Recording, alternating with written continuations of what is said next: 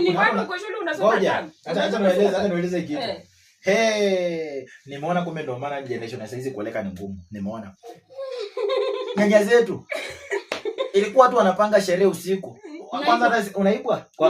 Kwanza wewe ni mama kwa December 5. Mimi si mahindi.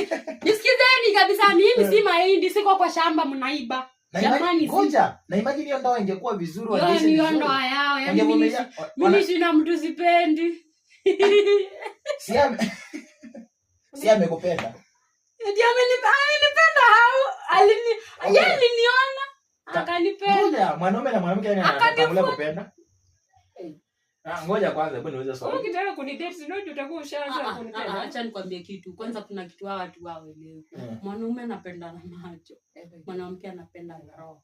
Sasa two different things. Sijakataa. Mwanaume akiniona kuna kitu ataona kwangu ndani ya pro. Kuna mwingine anakuja na verge of mimi udem na mdai tu. Hivyo tukimalizana kwa bed. Clear. Kuna mwingine